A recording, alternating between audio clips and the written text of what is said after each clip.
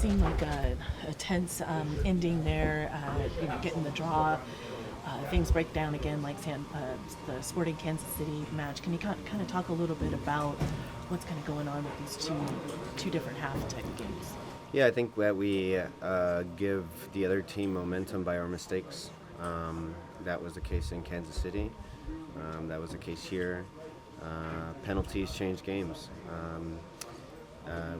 Where, when you give a goal like that, and then the second one comes so close as well, like you give so much life to the other team, and I think that's been the case the last two games. It's something that we need to correct. We need to engage higher up the field. We can't let the ball get into the box, and because when the ball's in the box, anything can happen. You can't be as aggressive as you are outside the box, and so yeah, I think those are mistakes that we need to clean up. In the positive, right, on the positive side, we've scored 6 goals in 2 games, and we have conceded 4 penalties. We correct those penalties, and I think that we're in a really good spot. You are a very durable, player, but at the same time, you played a lot of minutes. Was that at all getting to you in the second half? We've played 7 games more than any other team that's not been in Champions League. Of course, we would like a week of rest, like the rest of the league did.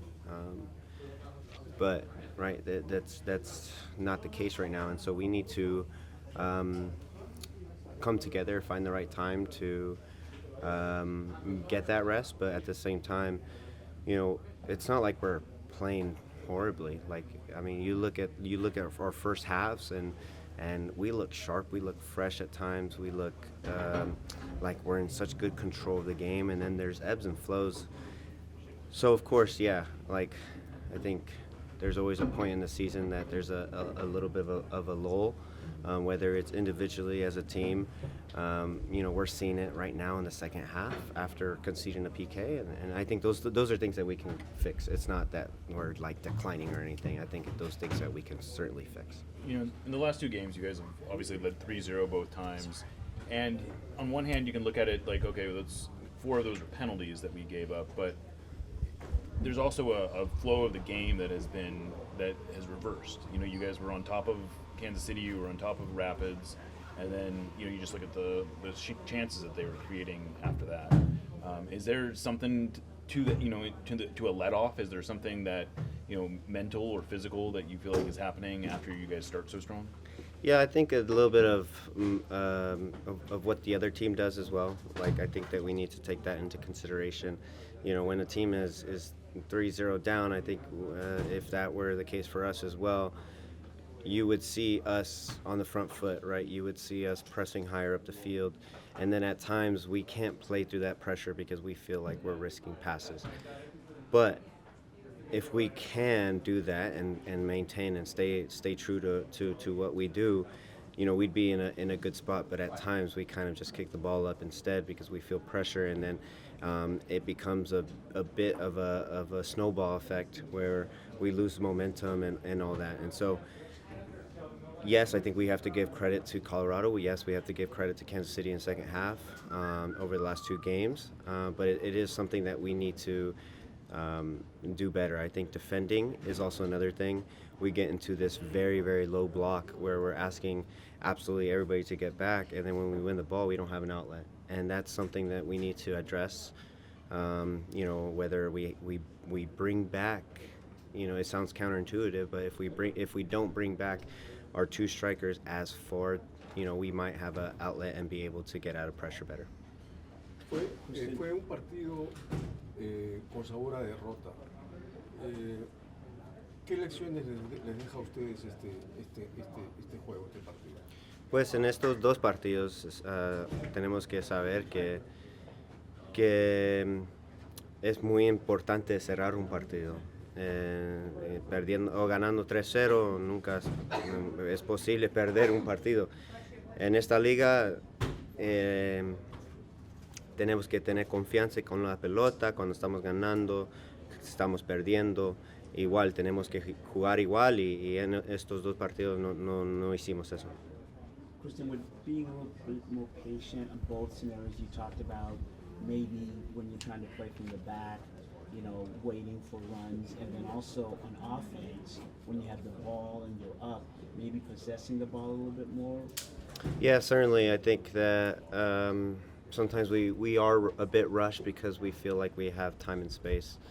And sometimes you can get into that lull again of the game at times feels a little too easy. And so then you take it easy with your touches, and then you're not as sharp, you're not as clean, you're not as you don't put as much zip into your passes. At times you become lazy because the game feels a little bit easy, and then it flips, right? The script flips. And so for us, yeah, be patient right in front of goal, especially being up 3-0, make them chase the game, close the game out. Those are things that we definitely need to do a better job of. On a bit of a different note, of course, it's the debut of the Orca kit. How was it like playing in those new threats today? Yeah, it was beautiful. I thought the kit itself is gorgeous. Brings out the old school colors, a little bit of flair. Just something different that we've all, I think, been wanting. I think the Orca is such a beautiful animal that we need to dive into a little bit more. You've been,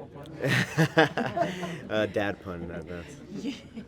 you've been supportive of Nuhu, in the past, and just in general. I mean, he brings a lot of good, but this season he's also had some real struggles.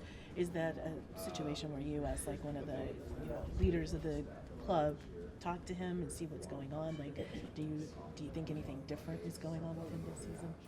No, not necessarily different. I mean, Nuhu's Nuhu, right? He lives and dies by how he plays, right? And I think that we've accepted that as a team, and we understand who he is.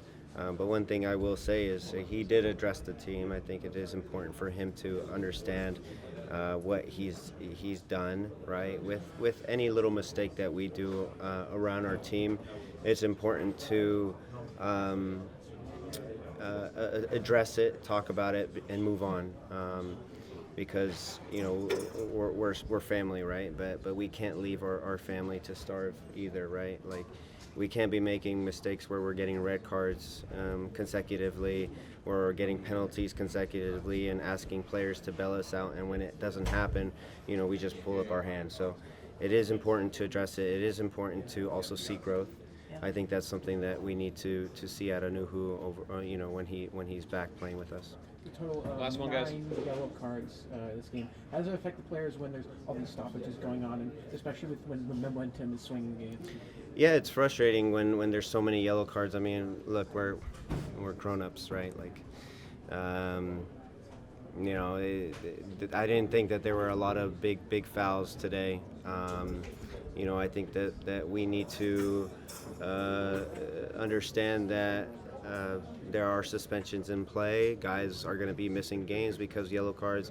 It's also important to have our officials understand those things as well. Like, the flows of the game are a little different, right? When things aren't going your way, you can kind of feel the pressure. I think the ref then feels the pressure, and so, yeah, it's frustrating to see 9 yellow cards. I think Jackson misses the next game because of it, and so, we want our best players playing in each and every game to give us a chance to put ourselves in a really good spot for the playoffs. So we need to avoid that as well. It's not only on the officials. We need to avoid being in those situations. If we're 3-0, I don't think we would be having that many yellow cards.